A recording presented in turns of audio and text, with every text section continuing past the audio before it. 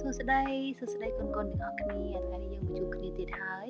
សៀវភៅនេះគឺជាសៀវភៅជំនួយភាសាខ្មែរថ្នាក់ទី1មេរៀនទី13នៅក្នុងទំព័រទី69ចាទំព័រទី69មេរៀនអំពីព្យញ្ជនៈផងការអានអត្ថបទខ្លីចឹងដើម្បីកុំឲ្យខាត់ពេលយូរកូនៗមកមើលសញ្ញាព្រួយជើងអត់របស់អ្នកគ្រូហើយអានតាមគ្រូជាមួយគ្នាបអូបូផអាផាបូផាដអាំដាំបដរោបដាំបបូផាដាំបបូផាដាំប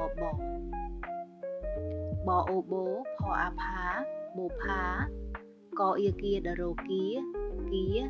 ផអេផេបូផាគៀផេបអូបូផអាផាបូផា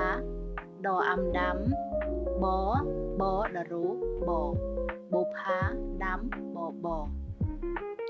ចអៅចៅផអៃផៃចៅផៃឆអៃឆៃបដរោបចៅផៃឆៃបបូផា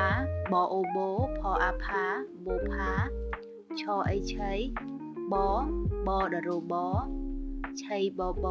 ដអែដែដរោដែបូផាឆៃបដែរ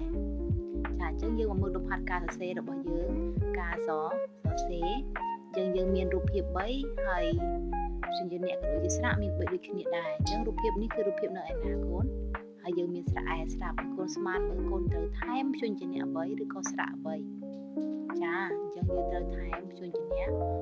ផអែផែនេះជាផែឬហៅពាក្យពេញថាកំពង់ផែរូបភាពទី2ក៏ដូចជាពាក្យទី2អានេះគឺយើងមានពាក្យថាកអាកាអញ្ចឹងយើងត្រូវបន្ថែមពាក្យផអែផែ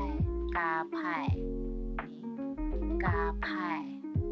ចាអញ្ចឹងរូបក្មេងស្រីកំពុងញ៉ាំបបរនេះឈ្មោះថាបអូបូផអាផាបូផាអញ្ចឹងកូនអានសារឡើងវិញផែកាផែ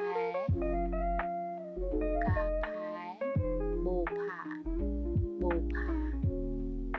ចាអញ្ចឹងមេរៀននេះចាប់តែប៉ុណ្ណឹងអរគុណកូនជួបគ្នានៅក្នុងคลิปវីដេអូក្រោយទៀតតែកុំភ្លេចជួយចុច like ចុច share ក៏ដូចជាចុច subscribe